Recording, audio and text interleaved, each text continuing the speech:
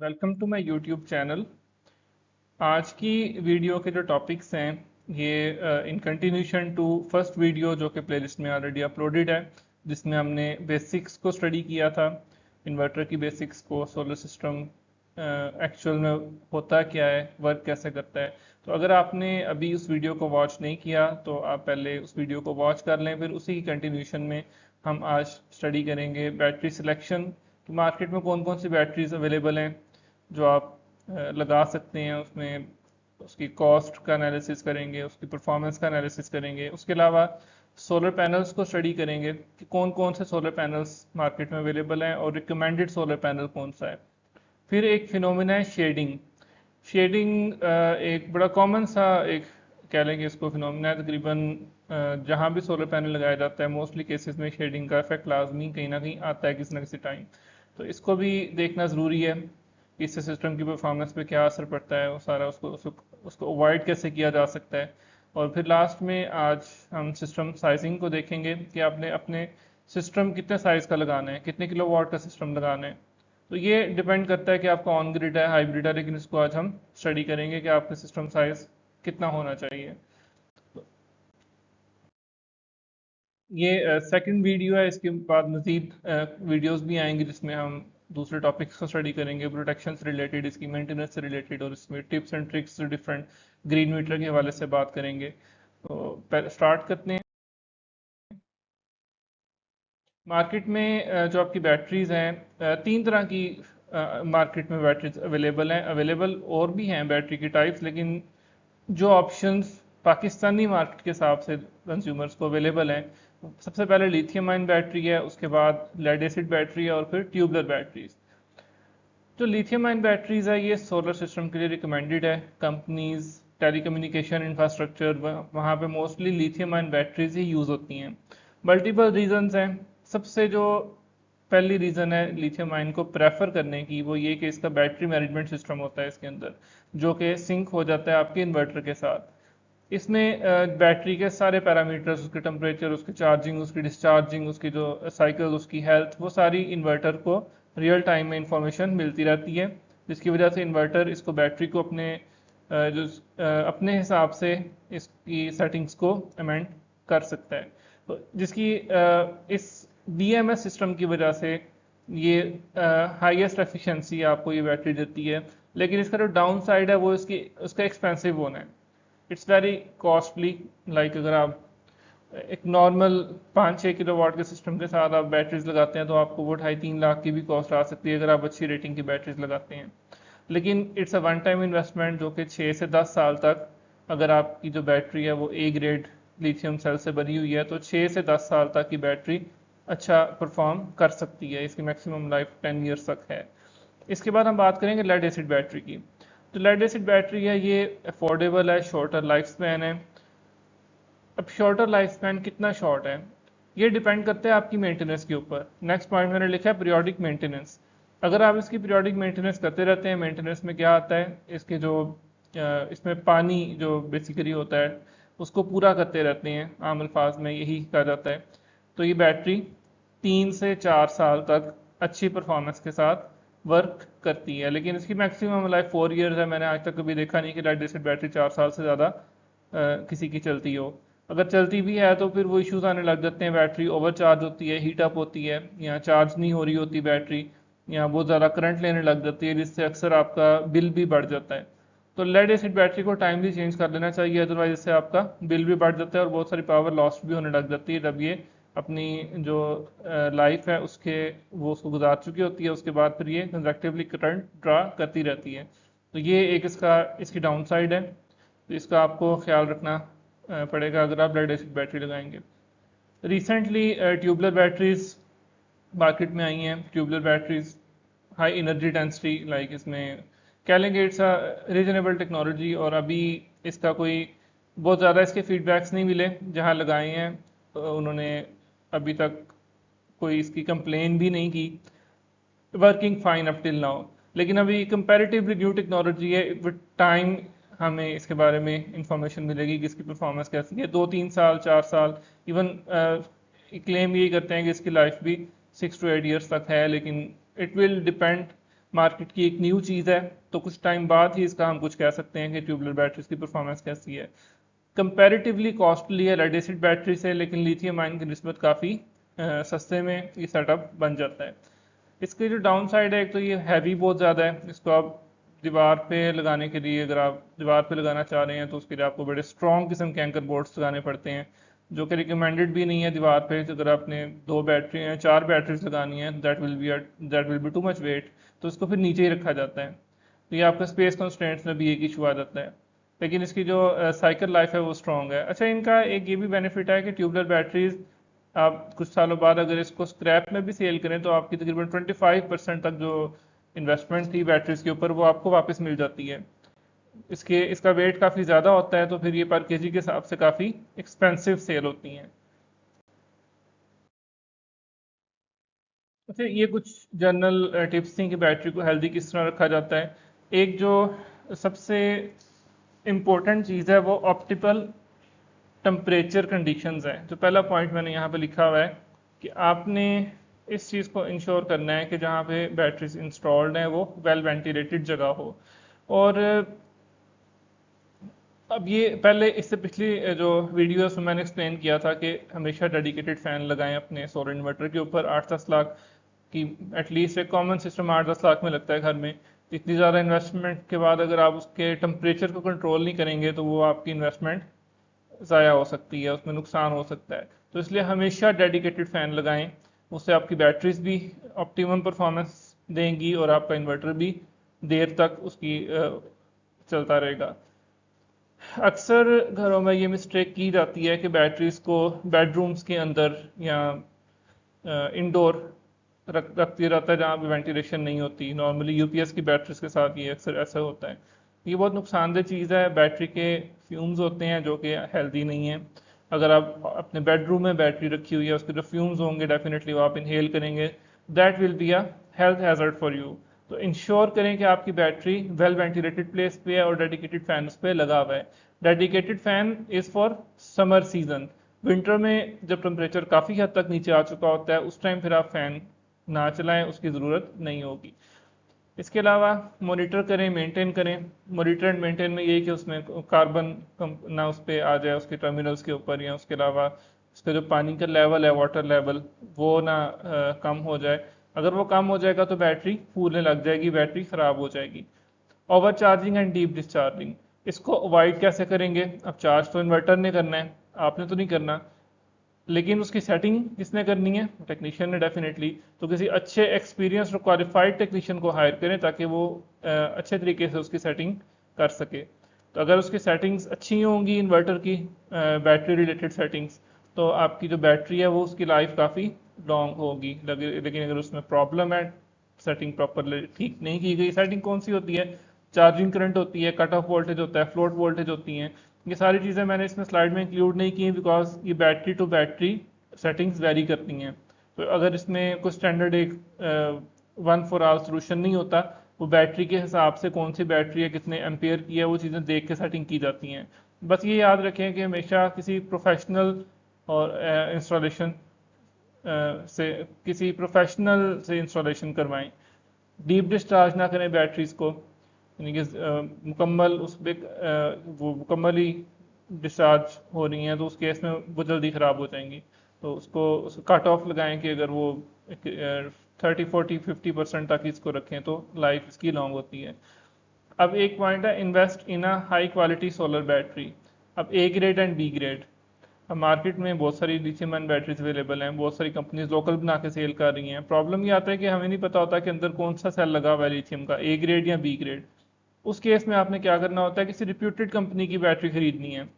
अब किसी कंपनी को मैं डेफिनेटली इंडोर्स नहीं करूंगा यहाँ पे, लेकिन एग्जांपल आपको दे देता हूँ। आप मार्केट में जाते हैं, एक ऐसी लिथियम बैटरी पड़ी है जो कि लोकल किसी एरिया के टेक्नीशियन ने असेंबल करके उसको केसिंग लगा के ऊपर स्टिकर वगैरह लगा के वो मार्केट में रखी हुई है। दूसरी साइड पे एक रिप्यूटेड कंपनी है जो इन्वर्टर भी बनाती है, जो सोलर पैनल्स भी बनाती है, रिलेटेड और भी चीज़ें इलेक्ट्रॉनिक्स की बनाती है, उस कंपनी की बैटरी है। तो फिर आप समझ जाएं कि डेफिनेटली जो एक प्रॉपर रजिस्टर्ड रिप्यूटेड कंपनी है उसकी बैटरी खरीदें। तो वेरी लाइकली कि उन्होंने ए ग्रेड का ही जिसमें सेल यूज़ किया होगा। लोकल जब आप मार्केट में किसी से बनवाते हैं तो उन्होंने अपने प्रॉफिट को ऑप्टिमाइज करना होता है, वो फिर बी ग्रेड सेल्स को यूज़ करते हैं। तो इसको एज इट इज़ आइडेंटिफाई करने का कोई तरीका नहीं है, इसमें आपने रिप्यूट पे जाना है कंपनी की। नेक्स्ट,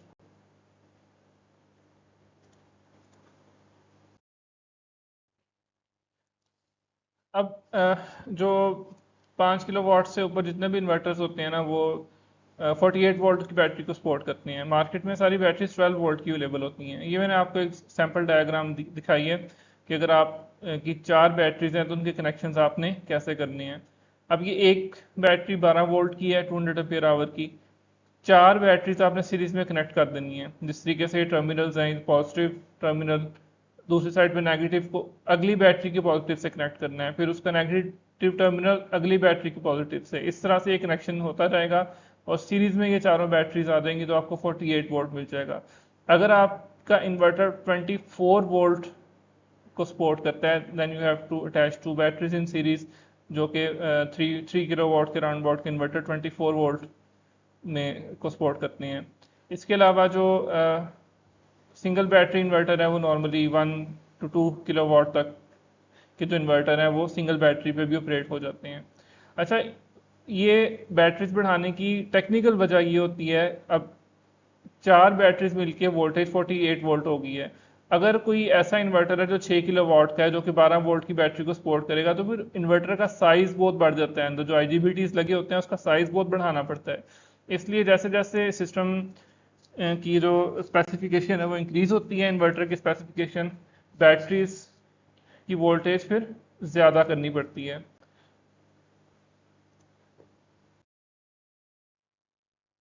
ये एक टेम्परेचर सेंसर है फॉर बैटरी, इसके साथ ये RJ45 कनेक्टर लगा हुआ है। ये इन्वर्टर के साथ कनेक्ट होके बैटरी को रियल टाइम में मॉनिटर करता है। ये एक ऐसी चीज़ है जिसको कभी भी स्किप नहीं करना चाहिए, जो कि अक्सर लोग लोकली इसको इतना बॉदर नहीं करते। लेकिन होता क्या है कि जब बैटरी न्यू होती है तब उसमें कोई ऐसा खास इशू नहीं आता, लेकिन 2-3 साल बाद बैटरी का कोई सेल खराब होता है, कमज़ोर होता है, बैटरी कमज़ोर हो जाती है, तो वो ओवर चार्ज होके ओवर हीट होने लग जाती है। And that over heating can cause internal short circuit, जिससे बैटरी मुकम्मल डेड भी हो सकती है, बैटरी इवन इवन ब्लास्ट भी हो सकती है इन वर्स्ट केस सिनेरियोस। तो अगर टेम्परेचर सेंसर लगा होगा तो इन्वर्टर उसको डिटेक्ट कर लेगा कि बैटरी ओवर हीट हो रही है और चार्जिंग करंट जो एम्पियर्स हैं उसको कम कर देगा अकॉर्डिंगली। और अगर एक सेफ रेंज से टेम्परेचर एक्सीड करता है तो वो अलार्म भी देगा और उसके अलावा चार्जिंग को भी स्टॉप कर देगा। तो ये एक सिंपल टेम्परेचर सेंसर की वायर होती है, ये आपने बैटरी के साथ लाजमी कनेक्ट करनी है ताकि उसको रियल टाइम में मॉनिटर कर सके आपका इन्वर्टर। अब हम बात करते हैं सोलर पैनल्स। मार्केट में कौन कौन से सोलर पैनल्स की ऑप्शंस आपको दी जाती हैं, कस्टमर्स को नहीं पता होता, वो शॉप पे जाते हैं पूछते हैं। हमेशा जो सेलर है वो वही चीज़ को बेचेगा जो जिसमें उसका प्रॉफिट मार्जिन ज़्यादा होगा।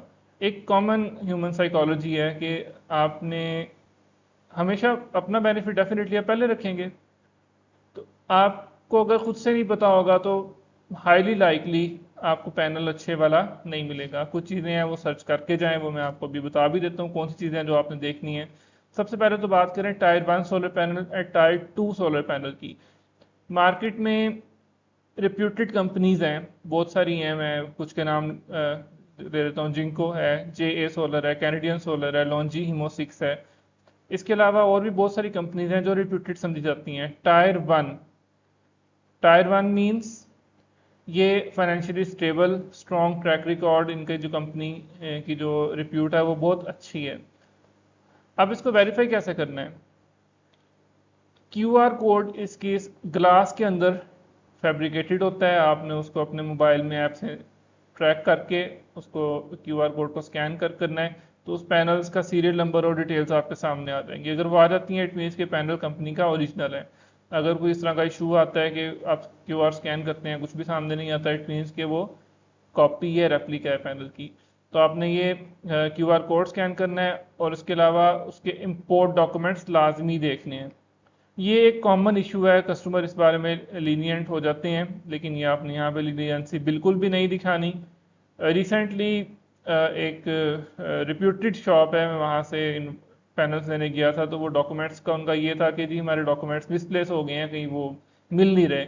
वो एक शॉपकीपर दूसरे वाले को कह रहा था यार उधर पड़े हैं लेके आओ, वो तीसरे को कह रहा था। उन्होंने पैनिक क्रिएट किया हुआ था, लेकिन डॉक्यूमेंट्स एट द एंड उनके पास नहीं थे।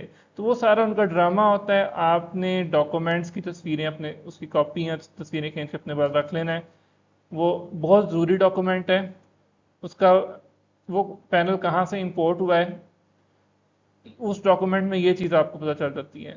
और ओरिजिनल है कंपनी का, ये भी चीज़ पता चल जाती है। तो आपने दो चीज़ें देखनी है, एक तो शॉपकीपर से डॉक्यूमेंट्स लाजमी रिट्रीव करने हैं, अपने पास रिकॉर्ड रखना है, और क्यूआर स्कैन करके इंडिविजुअल पैनल को वेरीफाई करना है। और फिर आपने एक बात और करनी है, आपने लेट्स से अगर 12 पैनल्स खरीदे हैं तो जल्दबाजी करने की बिल्कुल भी कोई ज़रूरत नहीं होती। शॉप पे आप किसी को साथ लेके जाएं अपने, और एक एक पैनल को अच्छे तरीके से चेक करें, उसमें कहीं किसी किस्म का कोई माइनर क्रैक भी ना हो ग्लास में। अगर माइनर क्रैक भी होगा तो विद टाइम वो वाटर उसमें सीपेज हो सकती है, उसमें वो माइनर क्रैक बढ़ के बड़ा हो सकता है। तो आपने इंश्योर करना है कि इंडिविजुअल पैनल की मुकम्मल विजुअल इंस्पेक्शन आपने ऑन स्पॉट करनी है। और जो ये जो डिलीवर किया जाता है, होम डिलीवरी, रक्शे वाले अक्सर होते हैं वो रफ ड्राइविंग करते हैं, सही तरीके से बांधते नहीं हैं, जंप लगते हैं। आपने उनके साथ रहना है, उसे कहना है स्लो ड्राइव करना है, जंप से बहुत एहतियात से गाड़ी गुजारनी है। और जब पैनल्स को उतार के अपने घर में रखना है, छत पे लेके जाना है, तो इंश्योर करें कि दो तीन बंदे लाजमी उसको लेके जाएं। मतलब ये काफ़ी हैवी होते हैं, तो इस चीज़ को इंश्योर करें कि केयरफुली उसको हैंडल किया जाए। अच्छा, जो टायर टू है वो मार्केट में स्टिल रिप्यूटेबल, लेकिन लिमिटेड लेवल पे उनकी मैन्युफैक्चरिंग है, लिमिटेड लेवल पे उनकी कंपनी है। तो आपने हमेशा टायर वन सोलर पैनल को ही प्रेफर करना है। फिर एन टाइप और पी टाइप आ जाता है। Technically it's a diverse domain, लेकिन फॉर अ कस्टमर सिर्फ इतना देख लें कि एन टाइप के जो पैनल्स हैं उनकी एफिशिएंसी हायर होती है, पी टाइप के जो पैनल्स हैं उनकी एफिशिएंसी लो होती है। फिर मोनोफेशियल एंड बाइफेशियल आ जाते हैं। आजकल जो बाइफेशियल पैनल्स आ रहे हैं उसके दोनों साइड पे सेल्स लगे होते हैं जो लाइट को ऊपर से भी कैप्चर करते हैं, और जो रूफ से रिफ्लेक्टेड लाइट होती है उसको भी कैप्चर करते हैं। तो इसकी एफिशिएंसी 1 to 2% इंक्रीज हो जाती है बाइफेशियल की। जो मोनोफेशियल पैनल्स हैं वो एक साइड से कैप्चर करते हैं सनलाइट को, और बाईफेशियल पैनल्स दोनों साइड से कैप्चर करते हैं। इसकी पहचान सिंपल है। जो मोनोफेशियल होगा वो उसके एक साइड पे पैनल्स लगे होंगे और बैक साइड पे जो है वो सिंपल फ्रेम होगा। जो बाईफेशियल है उसमें दोनों साइड पे ही ग्लास लगा होगा, फ्रंट एंड बैक दोनों पे ग्लास होता है। एक चीज़ याद रखें कि जो बाईफेशियल पैनल्स हैं ये सिर्फ एलिवेटेड स्ट्रक्चर पे ही इनकी एफिशिएंसी बेहतर होगी। अगर आपका स्ट्रक्चर एलिवेटेड नहीं है तो फिर बाईफेशियल एंड मोनोफेशियल में कोई खास डिफरेंस नहीं आएगा।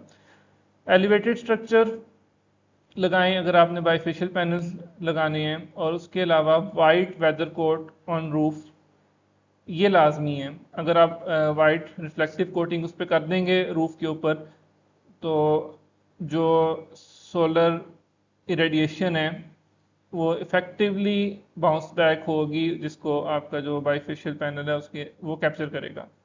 अगर आप ये मैंने इवन अभी अपने घर में ही बाईफेशियल पैनल लगाया हुआ है। तो जिस दिन मैंने ये वेदर कोट करवाया था रूफ के ऊपर, तो 2 से 3 यूनिट्स पर डे का डिफरेंस पड़ गया था प्रोडक्शन में। तो इट्स अ रीजनेबल डिफरेंस। इसके बाद आता है मोनोक्रिस्टलाइन एंड पॉलीक्रिस्टलाइन। टेक्निकली इसको मैं डिटेल से यहाँ पे नहीं डिस्कस करूंगा, सिर्फ ये बता देता हूँ। जो मोनोक्रिस्टलाइन पैनल्स हैं उनकी एफिशिएंसी 15 to 21% है, और जो पॉलीक्रिस्टलाइन है उनकी 13 to 16% है। और इनकी जो मोनोक्रिस्टलाइन पैनल्स हैं इनकी लाइफ 25 साल तक होती है। जो पॉलीक्रिस्टलाइन है इनकी लाइफ 25 साल नहीं बल्कि इससे कम होगी, 18 15 या कोई भी। तो ये 25 साल के बाद भी बिल्कुल ख़राब नहीं हो जाते, लेकिन इनकी एफिशिएंसी काफ़ी हद तक ड्रॉप कर चुकी होती है, फिर आपको पैनल्स को चेंज करना पड़ता है। अब बात करते हैं कि फिर आपने रिकमेंडेड सोलर पैनल कौन सा है, लेना कौन सा सोलर पैनल है। तो याद रखें, किसी भी टायर वन कंपनी का मोनोक्रिस्टलाइन एन टाइप पैनल आपने खरीदना है, चाहे वो मोनोफेशियल हो या बाईफेशियल हो, वो आपकी पर्सनल प्रेफरेंस है। अगर आप एलिवेटेड स्ट्रक्चर लगाना चाहते हैं बाईफेशियल खरीद लें। अगर आप का स्ट्रक्चर एलिवेटेड नहीं है तो फिर एक्स्ट्रा पैसे दे के बाईफेशियल 1 या 2 रुपये महंगा होता है मार्केट में, तो फिर आप मोनोफेशियल पे ही रहें। और इसमें एक चीज़ और भी है कि अभी तक कोई एज इट इज़ इसकी कंप्लेन नहीं है किसी भी बाईफेशियल की, लेकिन कहा यह जाता है कि मोनोफेशियल पैनल बाईफेशियल की निस्बत ज़्यादा स्ट्रॉन्ग है, यानी कि अगर बर्फ़बारी वगैरह होती है, ओले पड़ते हैं, तो मोनोफेशियल पैनल ज़्यादा रेजिलेंट है as compared to bifacial panel. लेकिन अगेन ये जो चीज़ है ये ग्लास की क्वालिटी और पैनल की क्वालिटी भी मैटर करती है।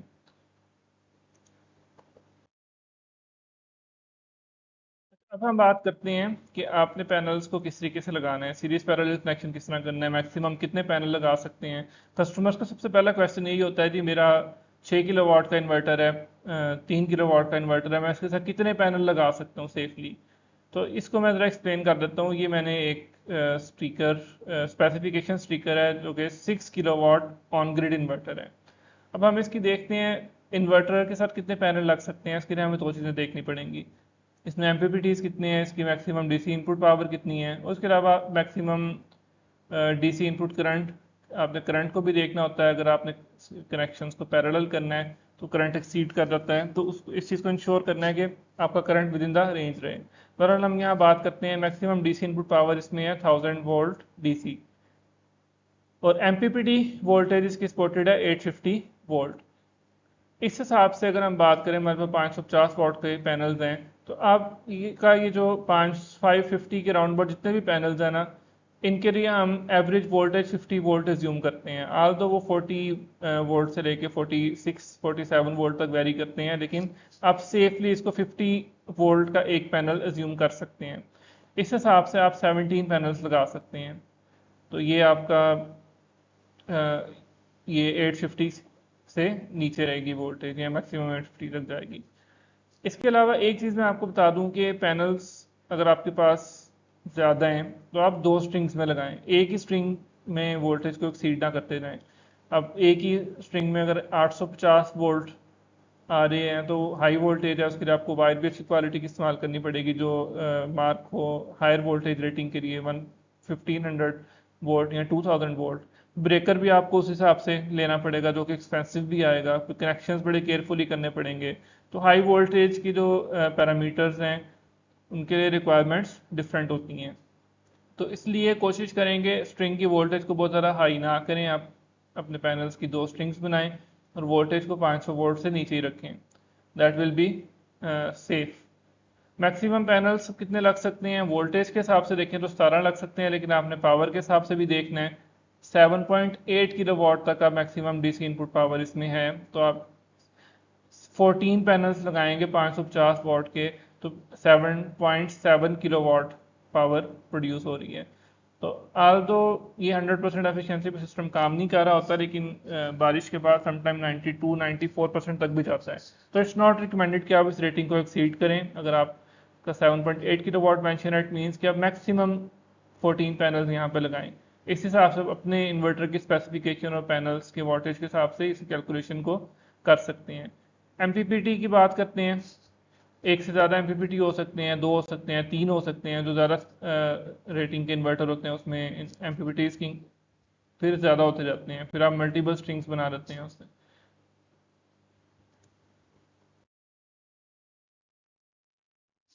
सीरीज पैरेलल कनेक्शन में ये अगेन जो एक्सपीरियंस टेक्नीशियन है वो इस चीज़ से फेमिलियर होंगे। आपको ज़रा मैं रफ आइडिया दे देता हूँ।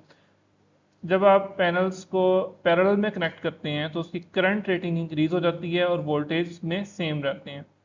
लेकिन जब आप वोल्टेज इंक्रीज करना चाहते हैं, स्ट्रिंग को सीरीज में लगाते हैं, तो फिर इनकी सारी वोल्टेजेस आपस में ऐड होके इन्वर्टर को जो वोल्टेज मिलती है, और आप सीरीज पैरेलल कम्बिनेशन भी कर सकते हैं। तो ये जो कम्बिनेशन है केसफुल डिज़ाइन कंसिड्रेशन है। जब आप सिस्टम को डिज़ाइन करवाएंगे किसी एक्सपीरियंस्ड टेक्नीशियन से, किसी फर्म से, तो वो वोल्टेजेस और current according to your inverter specification उसके हिसाब से आपके स्ट्रिंग्स को डिज़ाइन करेंगे। तो ये एक मैं आपको एग्जांपल दे रहा हूँ, 580 वॉट के 9 पैनल्स हैं, 6 किलोवाट का इन्वर्टर है। तो देखिए इसकी जो पीवी वोल्टेज आ रही है इस टाइम 372 वोल्ट आ रही है, और 9.5 एम्पियर टोटल डीसी करंट है। और पावर कितनी प्रोड्यूस हो रही है 3.53 किलोवाट। अब ये 3 फेज इन्वर्टर है, तो अब फेज 1, फेज 2, फेज 3 में आप देखें इक्वली करंट डिवाइड हुआ हुआ है, यानी कि जो पावर है वो तीनों फेजेस में इक्वली डिवाइड होके एक्सपोर्ट हो रही है टुवर्ड्स ग्रीन मीटर। ये हम इससे जो पहले वीडियो थी उसमें हम ये चीज़ डिस्कस कर भी चुके हैं, ग्रीन मीटर में किस तरह से एनर्जी फ्लो करती है। अगर आपने वो वीडियो वॉच नहीं की तो लाजमी उसको वॉच कीजिए। अब शेडिंग का इफेक्ट क्या आता है? शेडिंग, याद रखें, early hours in the morning and let hours in the evening, अगर शेडिंग किसी पैनल पे आ रही है तो that is not a concern. लेकिन अगर आपका डे टाइम में जो पीक प्रोडक्शन टाइम है, यानी कि आप क्या लेंगे सुबह 9 से लेके एटलीस्ट 3-4 बजे तक, तो शेडिंग नहीं होनी चाहिए। अगर किसी पैनल पे शेडिंग आ रही है तो उसको रिलोकेट करके किसी ऐसी जगह पे लगा दें जहाँ पे शेडिंग नहीं आ रही, किसी चीज़ का साया है। इवन ऐसा भी होता है कि जो लाइटनिंग रेस्टर लगाया हुआ है उसके रॉड का और उस लाइटनिंग रेस्टर का ही साया पैनल पे पड़ जाता है। तो आपने इस चीज़ का ख्याल रखना है कि किसी किस्म की भी शेडिंग इसके ऊपर ना हो रही हो। एक इसकी भी आपको एग्जांपल भी दे देता हूँ। एक सिस्टम लगाया था और उसका जो लाइटनिंग रेस्टर था वो एक ऐसी जगह पे लगा दिया, वो ज़रा ऊंचा करने के लिए उसके मोटा उसका रॉड लिया था, वो ऐसी जगह पे लगाया कि वो उसकी शेडिंग का इफेक्ट पैनल्स के ऊपर आता था, जिससे उसकी जो प्रोडक्शन है वो सिग्निफिकेंटली इफेक्ट हुई थी। तो उसको बाद में फिर रिलोकेट करके जो लाइटिंग रेस्ट है उसको डिफरेंट जगह पे इंस्टॉल किया तो प्रोडक्शन बेहतर हो गई। तो आपने इंश्योर करना है कि पीक प्रोडक्शन आवर्स में शेडिंग किसी किस्म की ना हो। इसका हल क्या है? एलिवेटेड स्ट्रक्चर लगाएं। इसके अलावा माइक्रो इन्वर्टर, ये एक अलग कॉन्सेप्ट है। इसमें इंडिविजुअल इन्वर्टर्स या इंडिविजुअल आप स्ट्रिंग्स के साथ माइक्रो इन्वर्टर्स कनेक्ट करते हैं जो कि इंडिविजुअली पावर को एक्सट्रैक्ट करते हैं। एंड्रॉयड एप्लीकेशन को यूज़ करें सन को ट्रैक करने के लिए। उसमें आप मंथली, डे वाइज आप सन को ट्रैक कर सकते हैं, वो किधर से राइज करेगा, किधर को सेट करेगा। उससे आपको एक अच्छा आइडिया हो जाएगा कि आप का जो पैनल्स है वो धूप किस डायरेक्शन से आएगी और सुबह टाइम किस डायरेक्शन से धूप पड़ी होगी, शाम को किस डायरेक्शन से पड़ी होगी। एंड्रॉयड पे मल्टीपल एप्लीकेशन सन ट्रैकर के नाम से अवेलेबल है, आप उनका इस्तेमाल करें और इसका आइडिया लगाएं कि पैनल्स किस साइड से इनको कितनी धूप पड़ेगी। नेक्स्ट हम बात करते हैं सिस्टम साइजिंग की। जो ऑन ग्रिड सिस्टम है ना, इसका फ़ायदा ये होता है कि ये आपके लोड की रिक्वायरमेंट के हिसाब से प्रोडक्शन नहीं करता, ये प्रोडक्शन करता है मैक्सिमम जितनी ये कर सकता है। 100 मैक्सिमम एफिशिएंसी पे ये सिस्टम ऑपरेट करता है। इसमें होता ये है कि जो आपने पावर प्रोड्यूस की, आपके घर की यूज़ के बाद ऑप्शन होती है ग्रीन मीटर के थ्रू ग्रिड में फ्लो होने की। हम पहले इसकी बात करते हैं। पाकिस्तान के वेदर के लिहाज से 1 किलोवाट का जो सिस्टम है, 1 किलोवाट का ये 120 यूनिट्स पर मंथ अप्रॉक्सीमेटली बनाता है। अप्रॉक्सीमेटली मैंने इसलिए लिखा है, it's not an hard and fast. ये बहुत सारे पैरामीटर्स पर डिपेंड करता है, आपके इन्वर्टर की क्वालिटी, इंस्टॉलेशन, वायर कौन सी इस्तेमाल की है, पैनल्स कौन से हैं, पैनल्स एलिवेटेड हैं, उस पर शेडिंग तो नहीं है। बहुत सारी चीज़ें, बहुत सारे पैरामीटर्स इन्वॉल्व हैं। लेकिन एज्यूम किया जाए कि एक अच्छा, एक आइडियल सिस्टम लगा हुआ है घर में, तो वो 1 किलोवाट का सिस्टम मंथली 120 यूनिट बना के देगा। अब आप इसको एक्सटेंड कर लें, अगर आपने 5 किलोवाट का सिस्टम लगाया है तो ये तकरीबन आपके 600 यूनिट्स बनेंगे। अगर आपने 10 किलोवाट सिस्टम बनाया लगाया है तो आपके 1200 यूनिट्स बनेंगे। तो ये भी याद रखें, किसी कुछ मंथ्स ऐसे होते हैं जिसमें प्रोडक्शन ज़्यादा होती है। ये मई जून का जो मंथ होता है, इसमें ये 5 किलोवाट का सिस्टम ये आपके 900 यूनिट भी बनाएगा। लेकिन जुलाई अगस्त बरसात आ जाती है, बारिश, क्लाउडी वेदर रहता है, तो उस टाइम प्रोडक्शन कम रहती है। अगस्त के बाद सितंबर अक्टूबर, फिर आगे ये इसका जो नवंबर दिसंबर सर्दियों में धूप कम निकलती है, सोलर इरेडियंस कम हो जाती है। तो ये वेरिएबल फैक्टर है, लेकिन ऑन एवरेज अगर आप 5 किलोवाट का सिस्टम लगाएं तो आप कह सकते हैं आपको मंथली 600 यूनिट्स मिल जाएंगे। अब आपने सिस्टम की साइजिंग किस तरह से करनी है? ईयरली यूनिट्स कंज्यूम आपने देखने हैं, बिल से आपने अपने मीटर टोटल कंजम्पशन को कैलकुलेट कर लेना है कि आपकी जो टोटल ईयरली कंजम्पशन है वो कितनी है।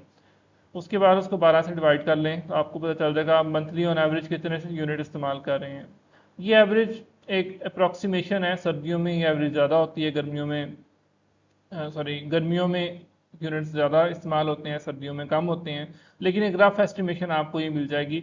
आपने एक तो मंथली एवरेज यूनिट्स कैलकुलेट कर लेना, उसके अलावा आपने ये देख लेना कि मैक्सिमम किस मंथ में आपने कितने यूनिट इस्तेमाल किए हैं, उसके हिसाब से आप सिस्टम डिज़ाइन कर लें।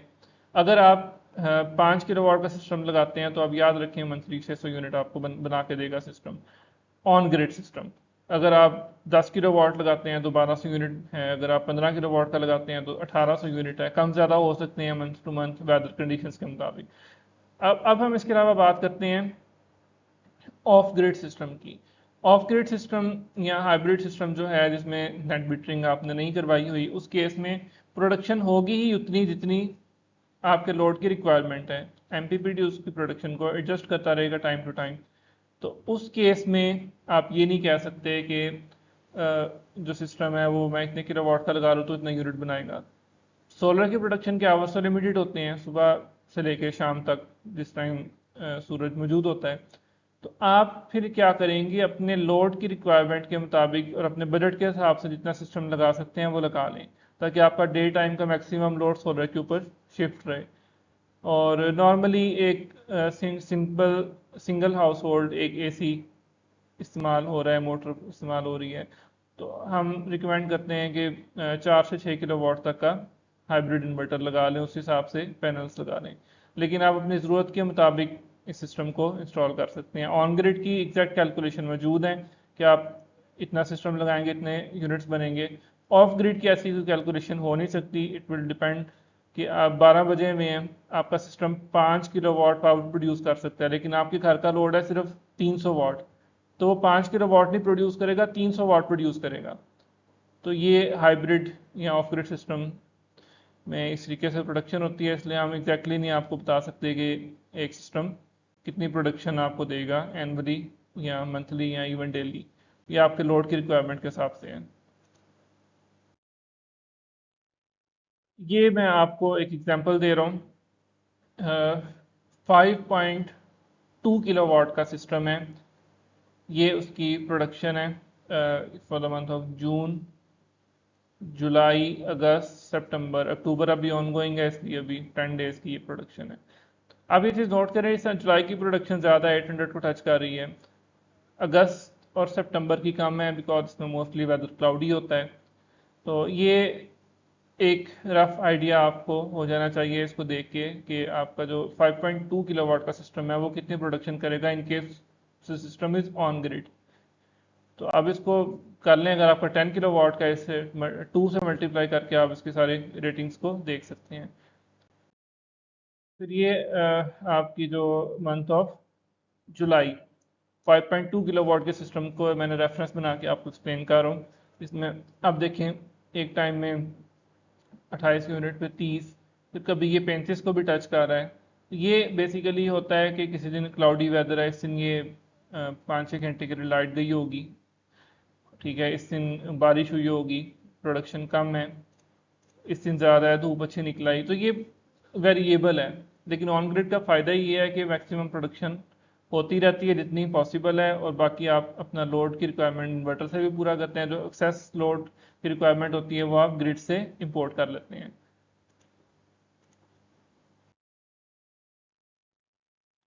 इसके बाद अगर हम बात करें अगस्त में, ये अगस्त की प्रोडक्शन है। फिर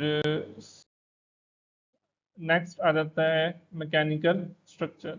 और मैकेनिकल स्ट्रक्चर कौन सा इस्तेमाल करना है, मार्केट में बहुत सारी ऑप्शंस हैं। कस्टम स्ट्रक्चर जो है ना वो रिस्की होता है, उसमें आपकी कॉस्ट भी ज़्यादा लगती है और आपको नहीं पता होता कि जो टेक्नीशियन है उनकी एक्सपर्टीज़ क्या है। मोस्टली जो सोलर पैनल्स के स्ट्रक्चर जो फेलियर का शिकार होते हैं आंधी तूफान में, वो कस्टम स्ट्रक्चर होते हैं। अवॉइड करें कस्टम स्ट्रक्चर को। अगर आपकी रिक्वायरमेंट नहीं है एलिवेटेड स्ट्रक्चर की, तो एलिवेटेड स्ट्रक्चर ना लगाएं, वो रिस्की है। गैल्वेनाइज्ड स्टील का 14 गेज या 12 गेज का स्ट्रक्चर लें। 14 गेज का नॉर्मली मार्केट में चलता है, 12 गेज का काफ़ी एक्सपेंसिव पड़ जाता है। लेकिन आपकी मर्जी है अपने बजट के हिसाब से, अगर आप 12 गेज लेंगे वो ज़्यादा मजबूत होगा। 14 गेज भी रीजनेबल है और मोस्टली यही इंस्टॉल किया जाता है। मार्केट में L1, L2, L3 स्टैंड्स के नाम से स्टैंड्स होते हैं। L1 सिंगल सोलर पैनल को सपोर्ट करता है, L2 पे 2 लगा सकते हैं, L3 पे 3 और L4 पे 4। ये L1, L2 और L3 मार्केट में नॉर्मली अवेलेबल होते हैं, L4 के लिए आपको एक्सटेंडर लगाना पड़ता है। इनका फ़ायदा ये है कि ये ज़्यादा देर इनकी लाइफ लॉन्ग होती है, इस पर जंग नहीं लगता। एलुमिनियम फ्रेम्स भी होते हैं, कंपोजिट फ्रेम्स भी होते हैं जो ज़्यादा फेमिलियर पॉपुलर नहीं है मार्केट में। ये कस्टम स्ट्रक्चर में नॉर्मली आयरन का स्ट्रक्चर होता है, और गैल्वेनाइज्ड स्टील जो आपको बने बनाए स्टैंड मिल जाते हैं, ये बेस्ट है, आप इसको लगाएं, लेकिन लगाएं अच्छे तरीके से। इसमें आप कनेक्टर्स अच्छी क्वालिटी के इस्तेमाल करें, नट बोल्ट स्टेनलेस स्टील के इस्तेमाल करें, और इसके अलावा इसके कुछ मिड क्लम्प्स होते हैं वो भी लगाएं, ताकि आंधी तूफान वगैरह आए तो स्ट्रक्चर अपनी जगह होल्ड करें। बाकी वो भी अगली स्लाइड्स में इसको डिस्कस भी करेंगे कि स्ट्रक्चर की गुड प्रैक्टिसेस क्या हैं। नट बोल्ट्स मार्केट में आप जाएं, मोस्टली इंस्टॉलर्स जो आप लमसम कॉन्ट्रैक्ट देते हैं तो वो अच्छी क्वालिटी के नट बोल्ट्स नहीं इस्तेमाल करते। इतना ज़्यादा डिफरेंस है, मैं आपको बताता हूँ कि 9 पैनल्स लगाने के लिए 3 L3 स्टैंड्स के लिए नट बोल्ट जो थे, जो normal low quality nut bolt market में अवेलेबल थे, वो तकरीबन 1000-1200 के थे, और जो स्टेनलेस स्टील के अच्छी क्वालिटी के नट बोल्ट्स थे वो तकरीबन 5500 के थे। अब देखें 3 गुना डिफरेंस आ गया। तो मेक श्योर कि आप ये चीज़ें खुद परचेज करें, मार्केट में जाएं अच्छी क्वालिटी की, खुद से इंश्योर करें उसकी क्वालिटी और फिर उसको परचेज करें। सोलर स्ट्रक्चर का जो पॉइंट ऑफ फेलियर है वो ये नट बोल्ट ही होते हैं। नॉर्मली स्टैंड को कुछ नहीं होता, जब तेज आंधी तूफान आती है तो ये नट बोल्ट जंग लग के कमज़ोर हो चुके होते हैं, जिसकी वजह से ये इनकी स्ट्रक्चरल इंटेग्रिटी मुतासिर होती है। तो आप ये अच्छी क्वालिटी के इस्तेमाल करेंगे तो आपका स्ट्रक्चर हर तरह के जो आंधी तूफान है उसको होल्ड कर सकेगा।